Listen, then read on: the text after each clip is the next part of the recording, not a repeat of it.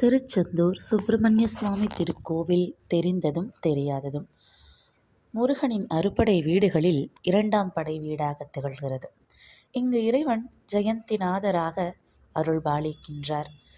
முருகப்பெருமானுக்கு அனைத்து கோவில்களும் குன்றின் மேலிருக்க திருச்செந்தூர் மட்டுமே கடற்கரையோரம் அமைந்திருக்கின்றது. இக்கோவிலில் அமைந்துள்ள இடம் திருச்சீரலைவாய் என அழைக்கப்படுகிறது. இந்த கோவிலின் வரலாறு பற்றி பார்த்தோமானால், சிவனின் சக்தியை தவிர வேறு சக்தியால் தான் அழிய முடியாது என்று வரம் பெற்ற சூரபத்மன் தேவர்களை வாட்டி வதைத்து கொண்டிருக்க, தேவர்களோ தங்களை தொல்லை செய்து கொண்டிருந்த சூரபத்மனை அழிக்கும்படி சிவபெருமானிடம் முறையிடுகிறார். சிவபெருமான் நெற்றிக்கண்ணிலிருந்து 6 தீப்பொறிகளை உண்டாக்கினார். அதிலிருந்து முருகப்பெருமான் தோன்றுகின்றார். பின் சிவபெருமானின் கட்டளையை ஏற்று சூரபத்மனை அழிப்பதற்காக சிக்கலில் வேல் வாங்கி திருச்செந்தூரில் சூரபத்மனை அழிக்க வருகிறார் முருகப்பெருமான்.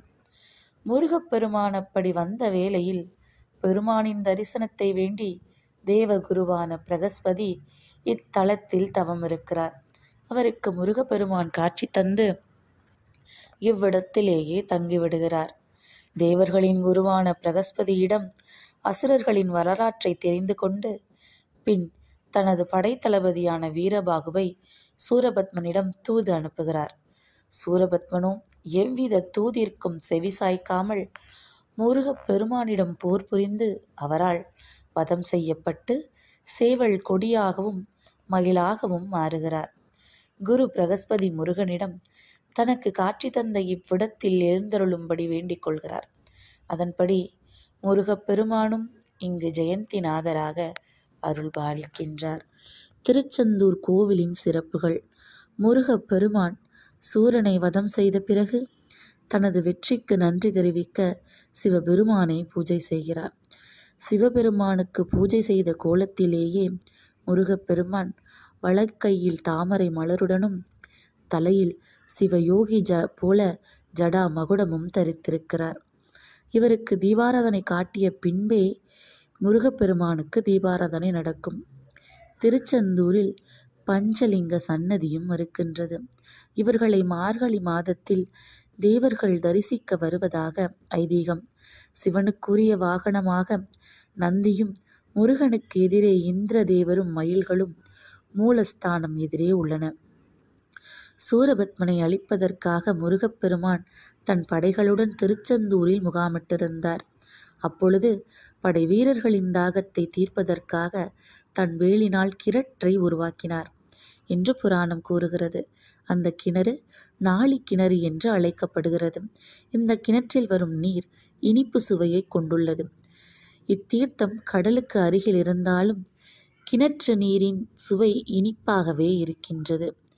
அனைவரும் கடல் தீர்த்தத்தில் நீராடிய பிறகு நாளி கிணறில் நீராடி இறைவனை தரிசிக்கின்றார்கள். திருச்செந்தூர் கோவில் திருவிழாக்கள். பங்குனி உத்திரம், திருக்கார்த்திகை, வைகாசி விசாகம், கந்தசஷ்டி போன்ற திருவிழாக்கள் நடைபெறுகின்றன. கந்தசஷ்டி திருவிழாக்கள் முருகத்தலங்களில் 6 நாட்கள் நடைபெறும். சில ஸ்தலங்களில் சஷ்டிக்கு மறுநாள் முருகனுக்கு திரு கல்யாணத்துடன் சேர்ந்து 7 நாட்கள் நடக்கும். திருச்செந்தூரில் மட்டும் கந்த சஷ்டி விழா முதல் 6 நாட்கள் சஷ்டி விரதம், சூரசம்ஹாரம் 7ஆம் நாள், முருக தெய்வானை திருக்கல்யாணம் என்று அடுத்த 5 நாட்களில் சுவாமி திருக்கல்யாண கோலத்தில் ஊஞ்சல் சேவை என இவ்விழா 12 நாட்கள் கொண்டாடப்படுகிறது. திருச்செந்தூர் கோவிலில் மிகவும் சிறப்பாக கொண்டாடப்படும் கந்த சஷ்டி விழாவில் கலந்து கொண்டு 7 நாட்கள் விரதமிருந்து வழிபட குழந்தை பாக்கியமும் வேண்டுவதில் வெற்றியும் எல்லாம் கிடைக்கும். சட்டியில் இருந்தால் அகப்பையில் வரும் எனும் பழமொழி சஷ்டியில் இருந்தால் அகப்பையில் எனும் குழந்தை வளரும் என்பதே உண்மையான பொருள். அப்படி சஷ்டி விரதமிருந்து முருகப்பெருமானின் அருளை வேண்டிய வரங்களை எல்லாம் பெற்று கொள்ளலாம்.